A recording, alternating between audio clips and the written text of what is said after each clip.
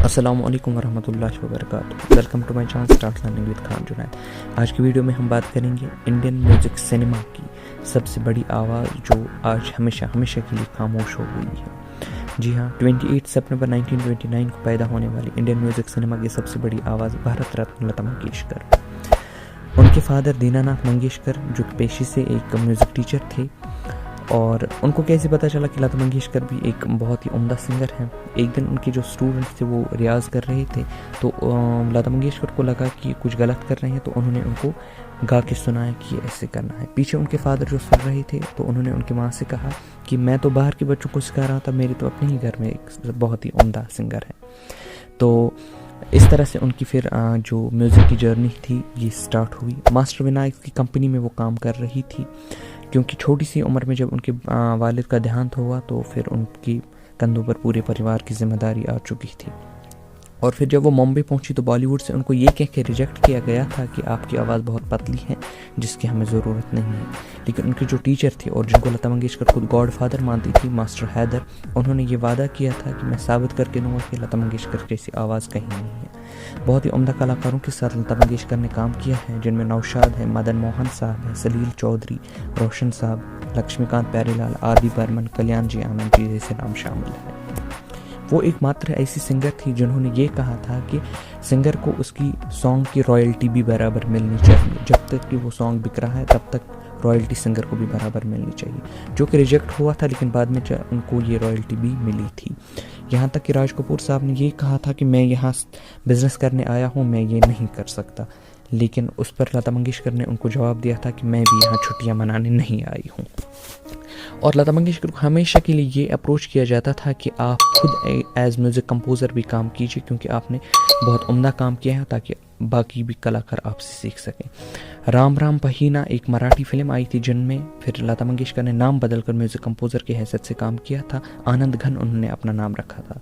लेकिन एक दफ़ा फिर जब स्टेज पर आनंद घन को अवार्ड देना था, तो बार बार बुलाने पर आखिरकार लता मंगेशकर को स्टेज पर आना ही पड़ा, और फिर सबको ये पता चल गया कि आनंद घन और कहीं बल्कि लता मंगेशकर ही है। 1960s का फिर वो वक्त आया जब लता मंगेशकर मरने की हालत में थी। सबको लग रहा था कि अब इनकी मौत हो, क्योंकि वो बहुत ज़्यादा बीमार हुई थी और बहुत टाइम के लिए उनको हॉस्पिटलाइज्ड भी रखा गया था। फिर डॉक्टर्स ने ये कहा कि उनको स्लो पॉइजन दिया जा रहा था, और जब वो बीमार हुई तो उनका कुक भी उस टाइम पे भाग गया था।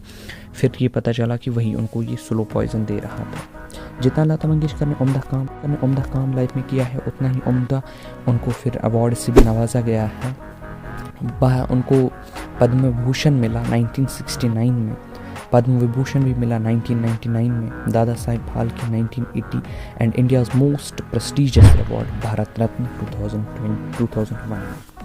फिल्म फेयर के अनेक अवार्ड से उनको वक्तन फ़वक्तन नवाजा गया। और फिर एक वक्त ऐसा आया जब लता मंगेशकर ने खुद कहा कि अब मैं अवार्ड्स नहीं लूँगी, क्योंकि नए सिंगर्स को भी मौका मिलना चाहिए।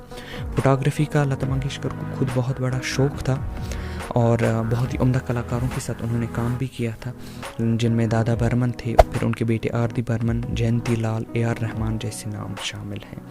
और जो कि लता मंगेशकर के जो फादर थे दीनानाथ मंगेशकर, वो वक्त के ज्योतिषी भी उस टाइम पे माने जाते थे। उन्होंने लता मंगेशकर से कहा था कि तुम ज़िंदगी में कभी शादी नहीं करोगी, तुम्हारी शादी नहीं होगी, क्योंकि छोटी उम्र में पूरे परिवार की जिम्मेदारी तुम पे आ जाएगी। और जो बाद में चल के साबित भी सही हुआ। जब उनकी डेथ हुई तो फिर पूरे परिवार की जिम्मेदारी लता मंगेशकर के कंधों पर भी आ गई। 36 लैंग्वेजों में 30,000 से ज़्यादा गाने गा चुकी थी लता मंगेशकर। 1942 से वो बॉलीवुड में प्रेजेंट थी, और 250 से ज़्यादा उनको अवार्ड्स भी आज तक मिले थे। एक इंटरव्यू में लता मंगेशकर ने खुद कहा था कि हम ज़्यादातर प्लेबैक सिंगर्स और फिर अभिनेत्रियाँ नहीं मिल पाती, लेकिन मीना कुमारी और नरगिस उनकी फेवरेट अभिनेत्रियाँ रह चुकी हैं आज तक की। अनेक अभिनेत्रियों को लता मंगेशकर अपनी आवाज़ आज तक दे चुकी हैं, जिनमें बहुत बड़े बड़े कुछ नाम भी शामिल हैं। गीता बाली, मीना कुमारी, शबाना आज़मी, साधना, संध्या, वहीदा रहमान, विजयंता माली, हेलन, नंदा, हेमा मालिनी, जया बहादुरी, जयश्री, मधुबाला, मुमताज़, नरगिस, नीतू सिंह, शबाना आज़मी, शर्मिला टैगोर, श्रीदेवी, जीनत अमान, बबीता, फरीदा जलाल, अमृता सिंह, रेखा, शीबा, अरुणा ईरानी, बिंदु, योगिता बाली, पूनम, रीना रॉय, रवीना टंडन, आशा पारेख, डिम्पल कपाड़िया, भाग्यश्री, दिव्या भारती, जया प्रदा, जूही चावला, काजोल, रवीना टंडन, करिश्मा कपूर, माधुरी दीक्षित, ज़ेबा बख्तियार, शिल्पा शेट्टी, मनीषा कोइराला, रानी मुखर्जी, ममता कुलकर्णी, तब्बो, फराह, करीना कपूर, ऐश्वर्या राय, प्रीति जिंटा, उर्मिला, ट्विंकल खन्ना जैसे बड़े बड़े नाम भी शामिल हैं। तो लता मंगेशकर एक ऐसी कलाकार थी जो न फिर दोबारा नहीं जन्म ले सकती है, न दोबारा वर्ल्ड ऑफ म्यूज़िक उसको बना सकता है। अब लता मंगेशकर हमेशा के लिए खामोश हो चुकी हैं, वो हम सब में नहीं हैं। हमारी श्रद्धांजलि उनके साथ है और हम इस दुख में उनके परिवार के साथ बराबर के शरीकदार हैं। आज की वीडियो में बस इतना ही। फिर कभी किसी और वीडियो में इनके मुतालिक और भी बात की। एक ऐसी शख्सियत हैं जिनको एक्सप्लेन वर्ड्स में तो नहीं किया जा सकता और उनकी शख्सियत को एक वीडियो में भी एक्सप्लेन नहीं किया जा सकता है। फिर किसी वीडियो में बात करेंगे। तब तक के लिए अगर आप चैनल पे नए हैं, start learning with Khan Junaid को सब्सक्राइब करें। आपसे फिर रूबरू होंगे। जब तक के लिए